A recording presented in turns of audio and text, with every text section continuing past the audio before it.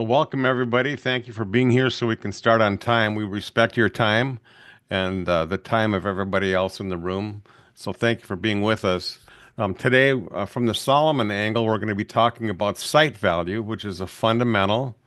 Um, that's a requirement, I think, in order to do any kind of data analysis because site value increases faster than buildings do, and it also decreases in value faster than buildings. So it's really kind of if you're using the cost approach to support adjustments, like I think we should, the land value is a huge part of that equation. So I'll be talking about site value, and Brandon has been helping people for, I don't know how many years now, 2 or 3 years. In the appraisal industry Right. too. Just Yeah, I've been doing this for a lot longer, but okay. Tell appraisals us how you're too. helping people. Yeah. Let me admit Brad Cranston. Hi, Brad. He's joining right now. Brad's joining. And just to introduce myself, Brandon Drake with Lead Drop. We focus on generating leads, non-lending. So very, very important, right? Non-lending leads for property appraisers. And today we're going to be talking about how we track these leads. We use a certain software. We all have access to it. Me, uh, my support, as well as you as the client. And we're going to dig into what that looks like and making sure that we're both on the same page when it comes to what's a qualified lead, what's not. So that's what we'll be talking about today. Keep in mind that we, of course, have this meeting running until 11:30 Eastern, 8:30 Pacific for those on the West Coast. And we'll try to, of course, stick to that timeline. It's very important, as Scott said, to respect everybody's time. We will stick on past the half an hour to answer any questions. So please hold your questions until we get to them. If you want to put it in the chat while you think about them, that's fine too. But at the end, we will open it for Q&A session. Again, this will be recorded, as Scott already said so, and he will post it to the Solomon appraisal adjustment calculator website within about 1 to 2 business days. Scott? All right. Well, first of all, I want to share my screen. So here we are. If you want to find last week's videos or the prior videos, go to Video Links, 2024 webinar recordings. Click that, and you'll see a choice. This is a playlist.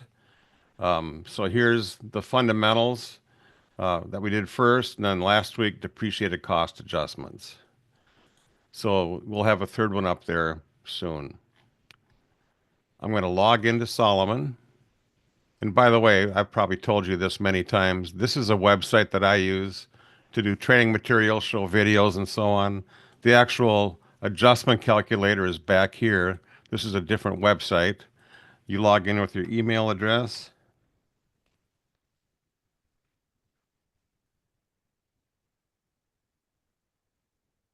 and last name. Now, we added a feature recently that lets you choose the data year. So notice that 2025 is now live. So if you want to use 2025 data, you can. I'm just going to use 2024, assuming that my effective date is in 2024. So I'm going to log in. And then the first thing I wanted to show you on a site value is Solomon site. So what we're going to do is look in our grid for the property that is most similar to the subject in site value, right? And this is in a neighborhood where there are no land sales, so you need to use what's called market extraction to find the value of the land. So let's say that this property sold for 620. It's in zip code 55306, and the quality level is a 4. The GLA is 2848. It's got central air. Notice how we've just added the square footage for heated and cooled space.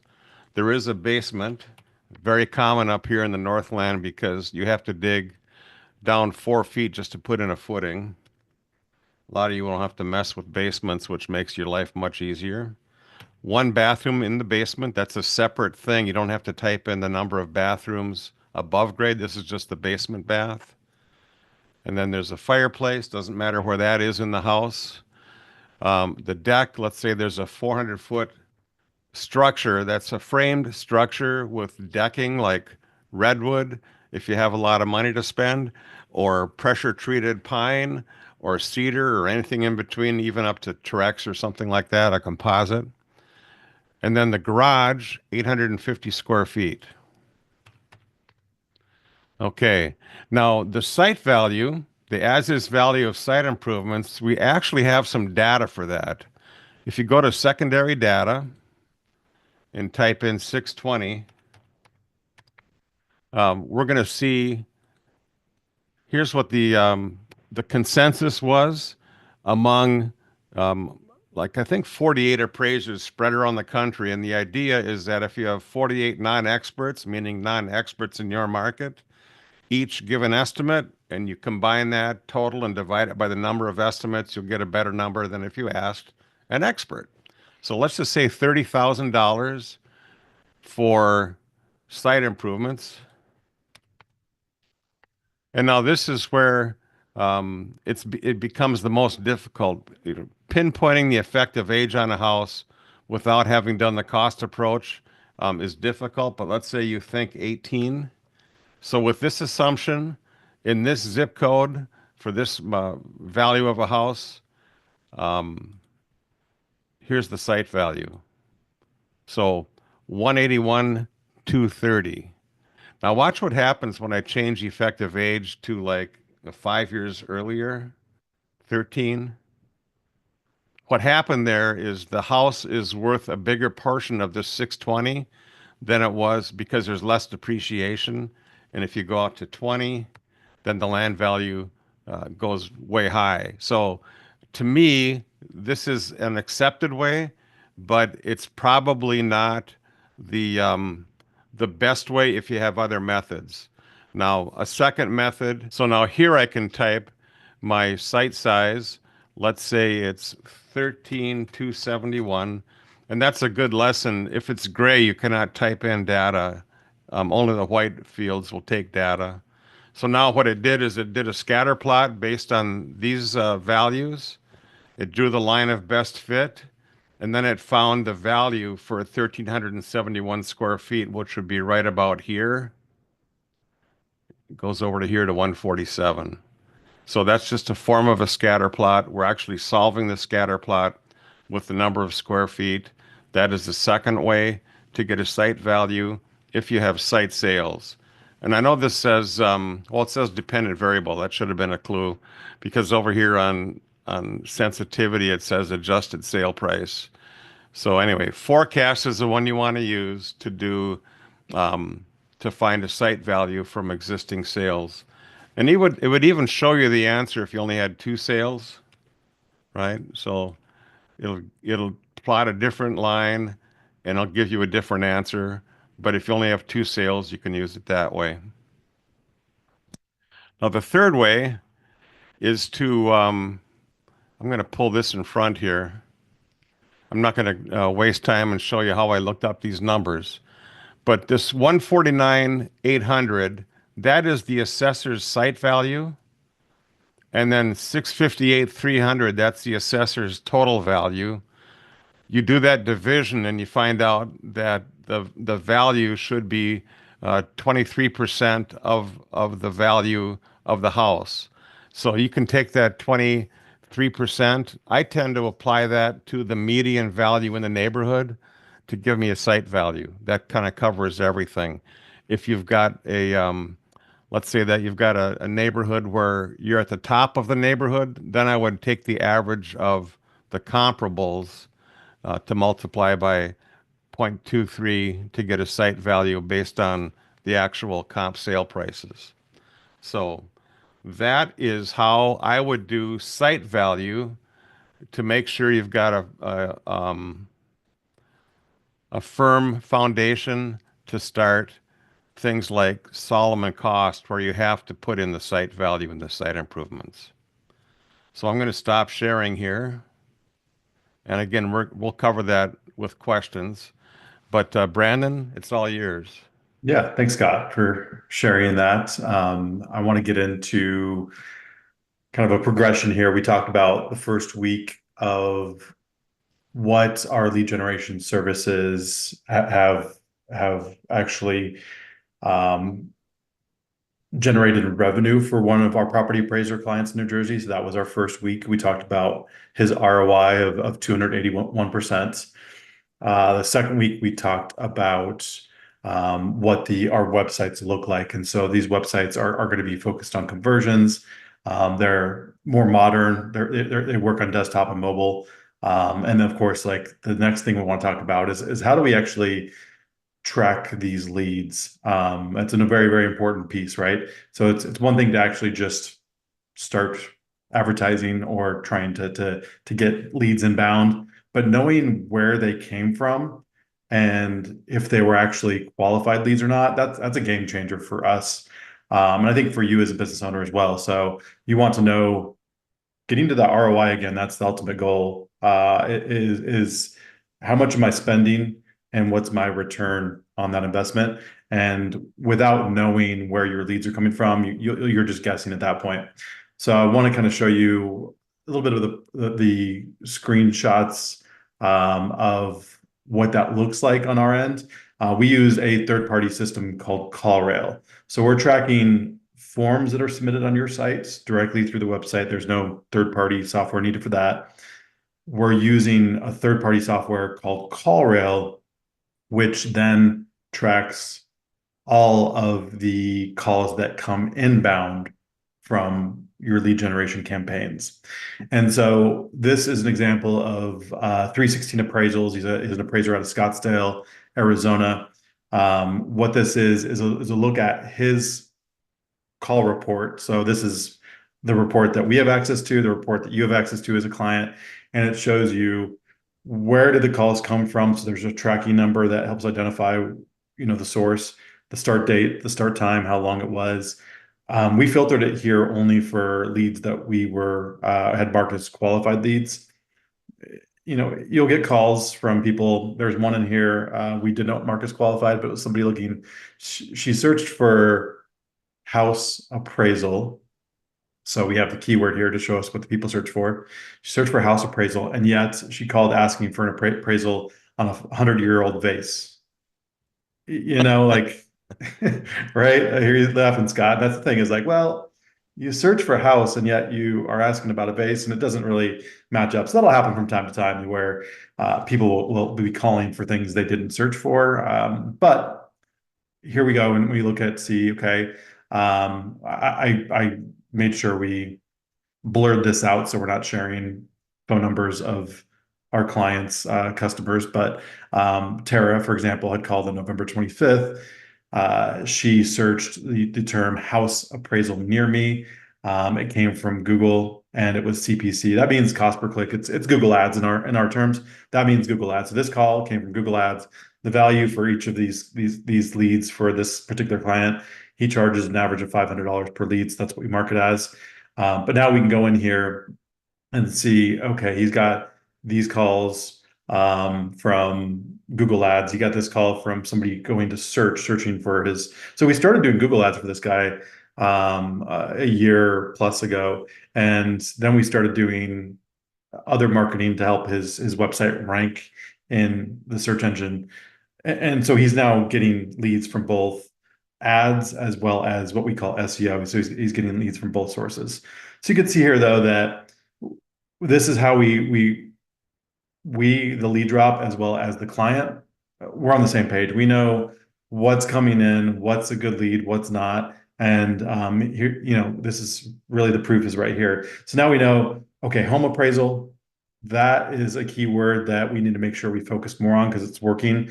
There's other parts of the report here that'll show that it's actually, there's quite a few home appraisal search terms in here, but that'll help us then make decisions on how to manage that ads campaign. Do we spend more money on certain markets or areas or search terms, or do we not? This helps drive those decisions, and I think I'm not the only one to ever say this. I just make sure that I repeat it because I feel it internalizes everything we do. But we want to make data-driven decisions. And Scott, you're you're no different from us. You just happen to do it a different way. But we're using this data as well as with other data that we collect in Google Ads to then make decisions on how to proceed. Let me switch over to our. Okay, now this is the inside view of what the CallRail application looks like. And there's a little bit more data up here. I don't want to share that because, again, it includes some of the customer information. But what it shows here is how many interactions did this customer have with 316 appraisals. They had 4. The first touch, so how did they first find you? It came from Google Ads by searching house appraisal near me. And then we can see here there's multiple. So this is going in descending order from most recent to first. So let's flip that around. So we're scrolling down here. This information here, it's not important to you as a customer, right? This is all just how it's tracked on the back end. So this is all just kind of validating how it's all tracked on the back end. But what we could see here is now this is a recording of the call. Now we operate, we serve different appraisers in different industries and all states across the US. So it's not just Arizona, Florida, whatever. It's all across the US. There's different laws about, does a call need to be announced as being recorded or not? And each state's different. However, just to err on the side of caution, we'll set it up to where when somebody calls in to request an appraisal, they'll hear this call may be recorded for quality assurance. And that's just, of course, kind of a CY situation to make sure that whatever your state law is, you're abiding to that. Even if that's not required, it's still, I think, just a courtesy to the customer. And so from there, that call is now recorded. It goes into this CallRail application. You can see here, that's what we're at. We're at CallRail. And then from here, you can actually listen to the call. We won't listen to it. It's basically somebody asking for a date of death appraisal. So we go in and we'll take a note calling for a date of death appraisal. Her parents passed away. She wants to purchase the home. It's a single family residence. So then we can mark it as a lead, tag it as a lead, and put that value of there for $500. Now, that's great, right? Now we know that we've got a qualified lead. She actually goes in, he quotes her right about here and says, oh, it'll be $500 for the appraisal and then $250 for date of death. Don't question whether that's right or wrong. That's just what he's doing. Point is, she's like, let me call you back. So then she calls him back. He missed the call. It went to voicemail is what this is. Then they call back and have a 9-minute and 54-second conversation. Call back and have a 3-minute conversation right here. So that just shows you, like, it's not recording outbound calls at all, but it records inbound calls. But all that being said, this is exactly the kind of details we need to know if your campaigns are working or not. And we want to focus on, a lot of agencies out there will just focus on, well, we got you 44 clicks. We got you 14 form submissions. We got you 8 calls. And you know what? Like that's all vanity metrics. Were any of those qualified? Were any of those good leads? And this is where we go the extra mile to make sure that we're ensuring that you're getting good qualified leads and not just phone calls that people hang up on you, or form submissions where it's a bunch of spam. That doesn't do anybody good. So that's where the focus is here, is to make sure we're providing qualified leads through advertising on Google. That's where we start with our clients, because Google Ads is where you can go to and turn on ad campaigns and generate leads within the month. If you do other type of advertising or digital marketing, like SEO, for example, it'll take 4 or 6+ months for you to even get a lead. So with our clients, when we're, especially property appraisal, we recommend starting Google Ads first, because that's where you can get leads more immediately. And then we phase in other marketing such as SEO, maybe social media marketing for certain industries. But that again, the bread and butter of how you generate leads for property appraisers without waiting 6 months is going to be through Google Ads. So that will be our topic for next week. We're actually going to dig into our Google Ads campaigns. We will we leverage we leverage Google Ads campaigns for one property appraiser to another. And what I mean by that is we're not recreating a new ad every time. We're not recreating, like, guessing at what search terms might work and for one appraiser and guessing what search terms might work for another appraiser. We're not guessing at these things. We're leveraging the data from all the other appraisers we work in different markets. And so we'll then use that data of, okay, we can then take a look at what search terms should we really focus on? Home appraisal, house appraisal. We saw that show up a few times. That's obviously something that when we build a new campaign for another appraiser in a different market, that needs to be included in their ads. And so then we look at what type of ad copy is working, what works well. And so we look at those things and find out, okay, well, we noticed 5-star reviews, if that's in part of the ad copy, doesn't work as well. So what we noticed is if you put in your certified residential appraisal number in the ad copy, that actually performs better. So those are some things that we just glean upon from other campaigns that we run for other appraisers. And here's the thing, I'll say this too, is we operate with utmost ethics. That's first and foremost most important, right? Be ethical. The second part of that is in order to be ethical, we have to only choose to work with one client in one market. If we work with multiple clients in the same market, what happens is then we're not able to be competitive. And in fact, those appraisers, let's say they're both in Denver, Colorado, for example. If we're working with 3 appraisers in Denver, Colorado, they are all now fighting over that same lead. And if we're part of that and serving 3 different clients in that same market that are fighting over that same lead, what happens is the cost of advertising for those 3 property appraisers will then increase.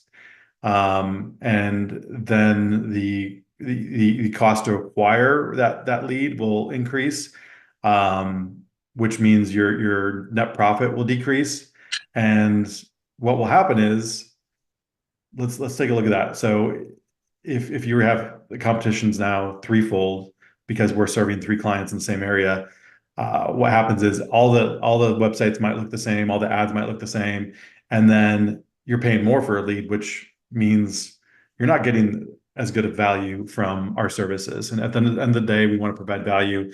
So that's why we take this approach. It's a process of leveraging other ads and information from other property appraisers in other markets to then take that information from one in Scottsdale, San Diego, Philadelphia, Baltimore, and then, okay, we take on a new client in Minneapolis, Minnesota. Well, we're going to leverage all that data for that property appraiser in Minnesota. So we're not recreating the wheel. And if another property appraiser comes to us, we got to say no. If we've already signed a client and we're in an agreement, which our agreements are only month to month, by the way, but if we have that agreement in place, we're going to say, I'm sorry, we're already working with somebody. Not only would it be unethical of us, but it also really actually hurt both our existing client and that new client if we were to actually take on both clients at the same time. So try not to get into the weeds too much, but again, that's next week's preview. Is we will be digging into some Google Ads campaigns to show you how we're generating these calls right here, and why it's so effective, and even look at some of the data on what are those conversion rates, meaning what percentage of people click versus how many people call. And I'm actually pretty proud of these numbers, Scott. I think that if we look at some industry averages, not just for real estate property appraisals, I mean, there's no exact data on advertising conversion percentage for property appraisers, but if we kind of take that up a level to real estate, um, as well as even just industry averages overall, like our ads outperform those campaigns almost twofold. So it's I'm proud of that and excited to show that next week. But let's take a look at the clock. We're actually at 9:29, so did a pretty dang good job of staying on track and on time. Let's pause right there. I will mention that I'm gonna stop screen sharing here. I'm gonna throw my contact information into the chat here. We've got Solomon adjustment calculator contact information is already in there. So we can get a hold of Scott. And then we've got the lead drop. That is no pun intended, but that's dropping into the chat right now. So there we go. And So that's I'm going to stop the recording for our question okay. and answer time.